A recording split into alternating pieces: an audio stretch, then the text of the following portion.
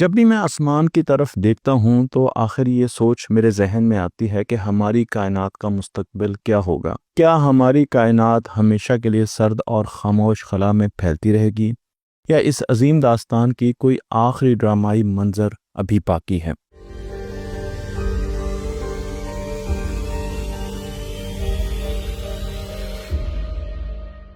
حالیہ ایک انقلابی تحقیق میں ہمارے سامنے جو نظریات پہلے سے موجود تھے انہیں چیلنج کیا گیا ہے، اور ایک حیران کن حد تک واضح اور غور طلب پیشگوئی کی گئی ہے کہ کائنات کی آخرت ایک بہت بڑے کرنچ کے طور پر ہوگی، یعنی کائنات مکمل طور پر انہدام ہو جائے گی۔ ہماری موجودہ سائنسی سمجھ بوجھ بگ بینگ سے شروع ہوتی ہے۔ بگ بینگ تھیوری جو کائنات کی ابتدا اور ارتقاء کی وضاحت کرتی ہے، اس نظریے کی اصطلاح انگریزی ماہر فلکیات فریڈ بوائل نے 1948 میں قدر طنزیہ انداز میں رکھا۔ ان کا یہ طنز مشہور ہو گیا اور اب ہم اسے بگ بینگ کے نام سے جانتے ہیں۔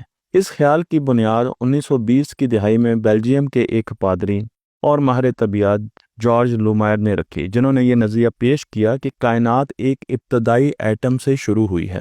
اس نظریے کے حق میں سب سے اہم مشاہدہ 1929 میں ایک اور سائنسدان اور ایسٹرونومر ایڈون ہبل نے دریافت کیا کہ تمام کہکشائیں ایک دوسرے سے دور جا رہی ہیں، اور جتنی دور وہ ہیں اتنی تیزی سے ہم سے دور جا رہی ہیں۔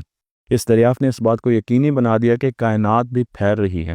اس مشاہدے نے ایک بڑے سوال کو جنم دیا کہ کیا یہ وسعت ہمیشہ جاری رہے گی؟ 20ویں صدی کے بیشتر حصے میں دو بنیادی نظریات، سائنسی نظریات دنیا پر غالب رہے۔ دونوں نظریات کائنات کی ابتدائی پھیلاؤ اور کشش ثقل کے باہمی تعامل سے پیدا ہوئے تھے۔ پہلے نظریے کو بگ فریز یعنی حرارتی موت بھی کہا جاتا ہے۔ یہ نظریہ تھرموڈائنمکس کے اصولوں پر مبنی ہے، جس کے مطابق اگر کائنات ہمیشہ کے لیے پھیلتی رہتی ہے تو ایک دن تمام قابل استعمال توانائی انرجی ختم ہو جائے گی، ستارے اپنی توانائی ختم کر کے بجھ جائیں گے، بلیک ہولز آہستہ آہستہ ہاکنگ ریڈیشن کے ذریعے تحلیل ہو جائیں گے، اور کائنات ایک سرد تاریک اور مردہ خلا میں تبدیل ہو جائے گی، جہاں نہ کوئی عمل ممکن ہوگا اور نہ ہی کوئی روشنی باقی رہے گی۔ اس کے برعکس دوسرا نظریہ بگ کرنچ کہلاتا ہے۔ یہ نظریہ کہتا ہے کائنات میں مادے کی مقدار کافی زیادہ ہوئی تو کشش ثقل غالب آ جائے گی، اور جب کشش ثقل غالب آ جائے گی تو کائنات آہستہ آہستہ سکڑنا شروع ہو جائے گی، یہاں تک کہ تمام مادہ اور توانائی ایک بے حد چھوٹے سے کثیف نقطے میں سمٹ جائیں گے۔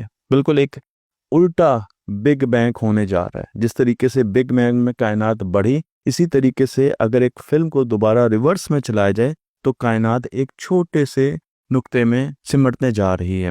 یہ نظریہ سائیکلک یونیورس یعنی چکردار کائنات کی بنیاد بھی بنا، جس کے مطابق ہر بگ کرنچ کے بعد ایک نیا بگ بینگ ہوتا ہے۔ یہ خیال پہلی مرتبہ 1920 کی دہائی میں ایک سائنسدان الیگزینڈر فریڈمین نے متعارف کرایا۔ تاہم 20ویں صدی کے آخر میں ایک حیرت انگیز دریافت ہوئی۔ 1998 میں 3 مختلف سائنسدانوں نے، جس میں ساؤل برائن شمٹ اور ایڈم ریس قابل ذکر ہیں، انہوں نے ہمیں بتایا کہ دور دراز کے سپر نووا پھٹتے ہوئے ستاروں کے مشاہدے سے ہمیں یہ پتہ چلا ہے کہ کائنات کا پھیلاؤ کم نہیں بلکہ تیزی سے بڑھ رہا ہے، اور آخر ایسا کیوں ہو رہا ہے اس کے متعلق انہوں نے سوچنا شروع کر دیا۔ تقریباً 30 سال تک سائنسدانوں نے ڈارک انرجی کو کاسمولوجیکل کانسیپٹ کے طور پر سمجھا، یعنی ایک ایسی مستقل قوت جو خلا کے اندر پیوست ہے۔ اگر ڈارک انرجی واقعی ایک مستقل قوت ہے تو یہ کائنات کو آہستہ آہستہ پھیلا رہی ہے، مجبور کر رہی ہے کہ اس کا اختتام بگ فریز کی طرف چلا جائے۔ ایسے نظریے سے ایک اور انتہا پسند امکان بھی سامنے آیا، بگ رپ۔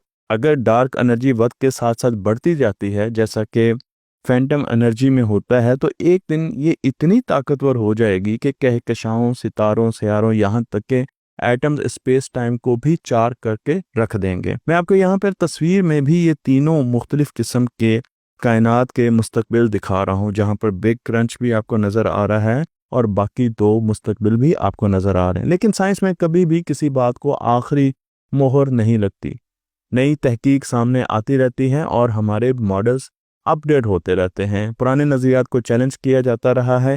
ایک حالیہ انقلابی تحقیق نے اب یہ تجویز کیا ہے کہ ڈارک انرجی مستقل نہیں بلکہ متحرک ہو سکتی ہے، اس سے پہلے ہم یہی سمجھتے تھے کہ ڈارک انرجی کی ویلیو ہر جگہ پر کائنات میں ایک جیسی ہے، جبکہ اس ریسرچ نے ہمیں یہ بتایا کہ ڈارک انرجی کائنات میں متحرک ہے، ڈائنامک ہے، اس کی ویلیوز چینج ہوتی رہتی ہیں۔ اس کے نتیجے میں کائنات کا انجام کہیں زیادہ ڈرامائی اور واضح ہو سکتا ہے۔ کارنل یونیورسٹی اور اس کے ساتھ شنگھائی جیاؤ ٹونگ یونیورسٹی کے سائنسدانوں نے اس پر بہت زیادہ ریسرچ کی۔ میں یہاں پر آپ کو کچھ سائنسدانوں کی تصاویر بھی دکھا رہا ہوں، جس میں اسٹائن ہارٹ جو کہ پرنسٹن یونیورسٹی کے سائنسدان ہیں، انہوں نے بگ بینگ اور اس کی سائیکلک نیچر کو بہت زیادہ واضح کیا تھا۔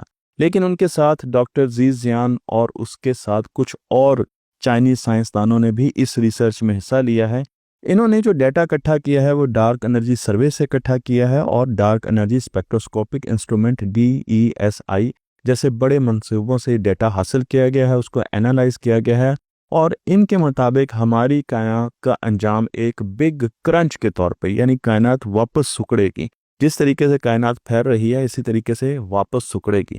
ان کا یہ کہنا ہے کہ ہماری کائنات کی عمر تقریباً 33.3 بلین سال ہے۔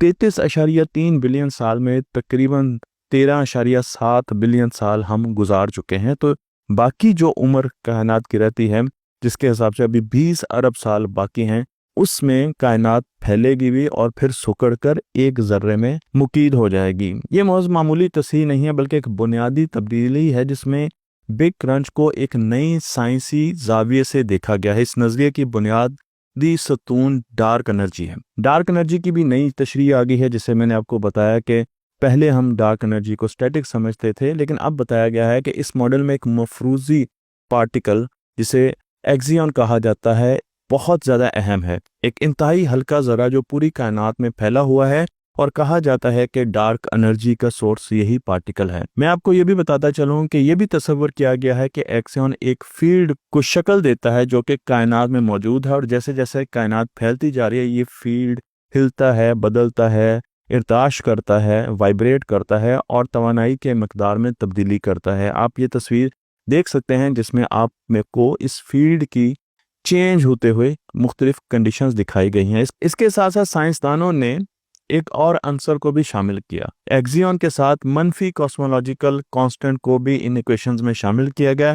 کائنات کو ایک ربر بینڈ کے طرح تصور کیا گیا جسے شروع میں کھینچا جاتا ہے، لیکن جب اسے چھوڑا جاتا ہے تو وہ واپس بڑی تیزی سے اپنی اصلی شکل کی طرف آتا ہے۔ بالکل اسی طریقے سے سائنسدانوں نے اس ماڈل کو بھی پیش کیا جو کہ شروع میں پھیلتا جائے گا۔ ایک تخمینے کے مطابق 7 ارب سال تک یہ ماڈل مسلسل مستقبل میں پھیلتا جائے گا، اور آج جتنی یونیورس کا سائز ہے اس سے 69% یہ سائز زیادہ ہوگا۔ تو تقریباً 20 ارب سال، 13.7 ارب سال اس وقت ہم گزار چکے ہیں، اور 7 ارب سال یہ اور پھیلے گا۔ 20 ارب سال کائنات کی زندگی کے بعد یہی ماڈل کہتا ہے کہ کائنات سکڑنا شروع ہو جائے گی، کیونکہ اس میں کاسمولوجیکل کانسٹنٹ غالب آ جائیں گے، اور جب یہ کائنات سکڑنا شروع ہو جائے گی تو ستارے آپس میں ضم ہونا شروع ہو جائیں گے، درجہ حرارت بڑھنا شروع ہو جائیں گے، ناقابل یقین حد تک درجہ حرارت بڑھیں گے، گلیکسیز ختم ہو جائیں گی، اور آخر کار مادہ اور توانائی ایک بہت چھوٹے سے کثیف مرکز میں سمٹ جائیں گے جسے ہم بگ کرنچ کہتے ہیں۔ میں آپ کو یہاں پر تصاویر میں بھی بگ کرنچ کی شکل دکھا رہا ہوں۔ یہ پیشن گوئی فی الحال تو ایک نظریہ ہے، ایک مفروضہ ہے جو پرکھنے کے قابل ہے۔ سائنسدان خود بھی تسلیم کرتے ہیں کہ ان کے ماڈل میں بہت سی غیر یقینی موجود ہے، خاص طور پر جب ہم ارب سالوں کی دوری پر اور کائنات کے پیمانے پر بات کرتے ہیں تو بہت بڑے سکیل پر ابھی بھی ان کے تحفظات ہیں۔ لیکن جو ڈیٹا ہمارے سامنے رکھا گیا ہے اس میں بہت سی نئی چیزیں بھی سامنے رکھی گئی ہیں۔ ڈیٹا اسپیس ٹیکنالوجی سے اور مشن سے لیا گیا جس میں یوکلڈ اسپیس ٹیلیسکوپ کا بھی ذکر اہم ہے۔ اس کے ساتھ ساتھ ویرا کیو سی روبن آبزرویٹری سے بھی بہت سا ڈیٹا لیا گیا ہے اور ڈارک انرجی کی فطرت کو بھی میئر کیا گیا ہے۔ اب جو لوگ پاکستان یا دنیا کے مختلف حصوں سے تعلق رکھتے ہیں انہیں فوراً گھبرانے کی ضرورت نہیں ہے، کیونکہ ڈارک انرجی کے سروے کے مطابق اور اس ڈیٹا کے مطابق 20 ارب سال تک ہماری کائنات پھیلے گی، اور اگر ہم زمین پر زندگی کی عمر دیکھیں تو ہمیں پتہ چلے گا کہ زندگی تو زمین پر ابھی شروع ہوئی ہے۔ 20 ارب سال بعد ہمارا سورج ایک وائٹ ڈوارف سفید بونا سورج بن چکا ہوگا۔ ہماری گلیکسی 7 والی گلیکسی اینڈرومیڈا میں کولائڈ کر چکی ہوگی اور زمین ہو سکتا ہے مکمل طور پر مختلف ہو۔ پھر بھی یہ تحقیق ہماری کائنات کو سمجھنے کی انسانی جستجو کی ایک عظیم مثال ہے۔ یہ پہلی مرتبہ ہے کہ کائنات کے اختتام پر سائنسدانوں نے ایک واضح اور قابل پرکھ پیشگوئی کی ہے، اور یہی جستجو، یہی تلاش ہماری فطرت کا حصہ ہے، جو ہمیشہ آسمان کی طرف دیکھتے رہتے ہوئے ہمارے ذہنوں میں رہتا ہے کہ ہماری کائنات کی آخرت کیا ہوگی۔ مجھے امید ہے یہ ویڈیو آپ کو پسند آئی ہوگی۔ تخت آن لائن کو لائک کیجیے، شیئر کیجیے اور اس علم کو دوسروں تک پہنچاتے رہیے۔